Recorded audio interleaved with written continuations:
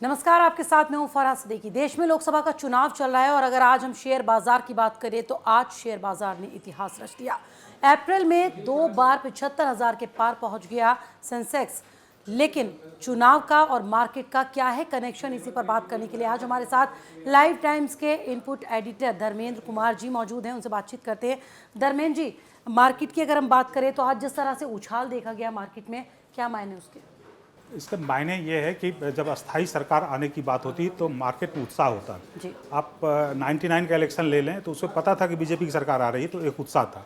2004 में एक ठंडा इलेक्शन था तो मार्केट चुनाव के पहले चुनाव के बाद भी गिरा, चूँकि 2004 में किसी को मालूम नहीं था वाजपेयी सरकार जो है हारने वाली है। फिर 2009 की बात है, 2014, 2019 इसमें मार्केट लगातार बढ़ते रहे। मार्केट को पता है कि किसकी सरकार आने वाली है, ये पता रहता है, लेकिन कभी कभी पता नहीं होता है तो क्या होता है कि मार्केट गिर जाता है। लेकिन आज जैसे हमने देखा, इतनी बढ़त देखी, आखिर क्यों बाजार आगे जा रहा है? और पिछले 10 सालों की बात करें तो क्या कुछ रहा उसमें उतार चढ़ाव? बाजार जो है मोदी सरकार से पहले 2014 में करीब 22,000 था अंक, अभी 75,000 पहुंच गया है। बेसिकली ये होता है कि एक मार्केट की इकोनॉमी और जीडीपी और मार्केट रिलेटेड जो है जो पॉलिसी अपनाते हैं, जो काम करते हैं, इंफ्रास्ट्रक्चर पे काम कर रहे हैं, एक विदेश में परसेप्शन जाता है, ये अच्छा सरकार जाता है, तो इस पर क्या होता है मार्केट में पॉजिटिव रिस्पॉन्स आता है, जिसकी वजह से जो है मार्केट उठता है। जी।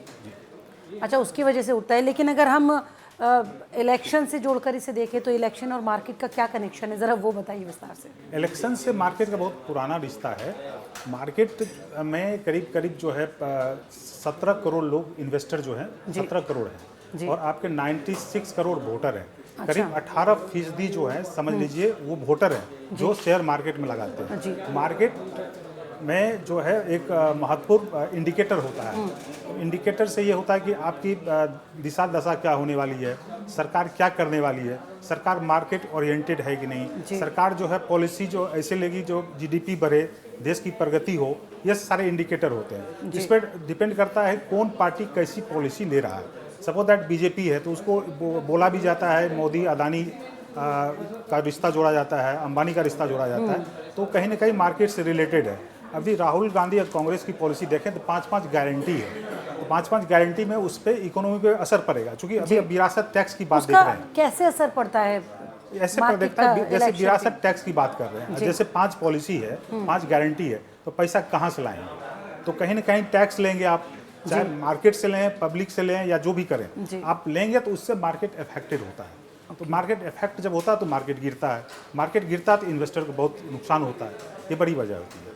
ये बड़ी वजह होती है।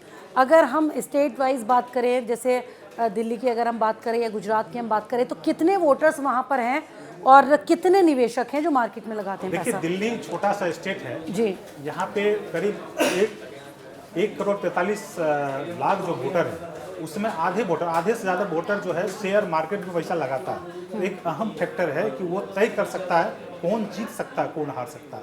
आपको बता दूं कि 2019 के इलेक्शन में बीजेपी को 22 करोड़ वोट मिले थे और कांग्रेस को 11 करोड़ वोट मिले थे, मतलब दुगुना वोट बीजेपी को मिला था। तो वहाँ पे एक इंडिकेटर होता है कि कैसे ये जो है कितने अहम होते हैं। इसीलिए मार्केट रिलेटेड जो है सरकार पॉलिसी लाती है, चूंकि व्यापारी वर्ग इन्वेस्टर जो है नाराज नहीं हो। तो अब दिल्ली की बात है, महाराष्ट्र में 36% इन्वेस्टर है। जितने वोटर हैं जो इन्वेस्टर हैं वो 36% माने जाते हैं। गुजरात मतलब वोटर्स के 36% इन्वेस्टर्स है। आपको महाराष्ट्र में करीब जो है आपके 8 करोड़ 85 लाख जो है वोटर हैं और उसमें इन्वेस्टर 3 करोड़ 21 लाख है। तो ये समझ लीजिए कि 36% है। 36% यदि किसी पार्टी को वोट मिल जाए तो वो हार जीत तय कर सकता है। अब गुजरात को ले लें, गुजरात में भी 36% है। वहाँ पे करीब आपका 4 करोड़ 81 लाख जो है वोटर हैं और करीब 1.60 करोड़ जो है वो इन्वेस्टर है। आपको बता दूं कि गुजरात मार्केट कैसे कितना अहम होता है। 2017 के विधानसभा चुनाव में सारे लोग बोल रहे थे मोदी के लिए जो गुजरात जीतना मुश्किल हो जाएगा, सारे से सारे इस बार नहीं जीत पाएगा, इस बार तो मुश्किल है। मेरा एक ही आकलन था, शेयर मार्केट्स में लिया था कि चूंकि गुजरात के लोग शेयर मार्केट में लगाते हैं वो 36% है। वो तय कर सकता कौन जीतेगा कौन हारेगा। तो आप रिजल्ट में भी देखें कि ग्रामीण इलाके में मोदी को कम वोट मिले थे, लेकिन शहरी इलाके में वोट ज़्यादा मिले थे। शहरी इलाके में ही जो इन्वेस्टर रहते हैं ज़्यादा, तो कहीं ना कहीं लगता है कि मिडिल क्लास या शहरी लोग जो हैं वो मोदी को और बीजेपी को जिताने में अहम भूमिका निभाया। तो मार्केट का जो रुख इस वक्त नज़र आ रहा है, उसको देखकर क्या लगता है, क्या है आपका आंकलन? मार्केट ये बहुत अहम 17 करोड़ जो बहुत अहम होते हैं जी। इसमें डिपेंड करता है कि ये किधर जाएंगे, ये कहना मुश्किल है तो किधर क्या जाएंगे। ये सब एक तरफ जाते हैं क्या? लेकिन एक आप देखेंगे इसमें है कौन। जी। ये गरीब किसान तो लगाते नहीं नहीं। है, इसमें बिजनेस के बड़े लगाते हैं, बिजनेसमैन। पढ़े लिखे लगाते हैं। तो वो कौन लोग हैं? उनको लगेगा कि यदि मोदी सरकार के आने से मुझे बेनिफिट है तो स्वाभाविक है मोदी सरकार को वोट देगा। यदि लगेगा नहीं मोदी सरकार के आने से मुझे नुकसान होगा तो वोट नहीं देंगे।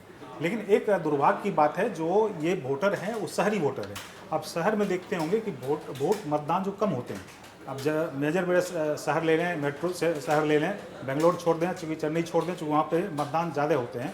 लेकिन मुंबई ले लें, मतदान कम होता है, जयपुर कम हुआ, दिल्ली कम होता है। तो यहाँ पे जो है मिडिल क्लास कम जाते हैं। अब कितने वोटर में टर्न आउट होता नहीं होता वो असर है, लेकिन एक अहम फैक्टर है। धीरे धीरे जो है इलेक्शन में शेयर इन्वेस्टर की भूमिका बढ़ती जा रही है। वो तय कर सकता है किसको जिताना है, किसको नहीं जिताना है। अभी आप मान लीजिए कि 4 तारीख को परिणाम आएंगे। यदि सरकार लौट के आती है तो मार्केट ये 15 से 20% और ऊपर जा सकता है। और ऊपर जाए। यदि मेरा मानना, मेरा अपना लेकिन पर्सनल इस बार मानना जो है, वोटिंग परसेंट डाउन हो रहा है, एक तो सेकंड क्या में बता मार्केट दूं, का मेरा उस पे मानना है कि असर- यदि मोदी सरकार हार जाती है तो मार्केट जो है वो बहुत 25-30% नीचे जा सकता है।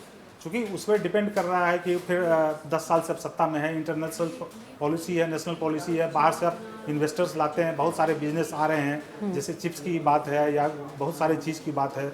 अब मोबाइल मैन्युफैक्चरिंग की बात है तो अभी इंडिया में चाइना के बाद ज़्यादा जो है इन्वेस्ट किया जा रहा है। तो बहुत सारा कोरिलेटेड है। जी आप पूछिए। मैं ये कह रही थी, 2 चरणों का चुनाव हमने देखा, वोटिंग परसेंट काफ़ी गिर गया है उसमें, मतलब पहले के मुकाबले वो कम हो गया 2019 के मुकाबले।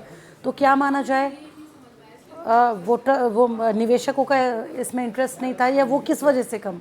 जैसे आप कह रहे हैं मार्केट का और वोटर्स का, आप मतलब एक ट्रेंड इलेक्शन का देखें, कनेक्शन। चाहे शेयर मार्केट का लोग हो, चाहे वो ग्रामीण इलाके हो, चाहे शहरी इलाके हो, एक जो है नेशनल पैटर्न देखा जा रहा है कि मतदान जो हर जगह गिरे, वो चाहे ग्रामीण हो शहरी हो, वो चाहे बीजेपी की राज का हो चाहे विपक्षी राज हो, तो कोई अछूता नहीं है। केवल 2 ही राज्य था जो छत्तीसगढ़ में मतदान बढ़े हैं, कुछ कर्नाटक में बढ़े हैं। तो ये माने एक नेशनल ट्रेंड देखा जा रहा है। पॉकेट का ट्रेंड नहीं है, एक खास क्षेत्र का ट्रेंड नहीं है।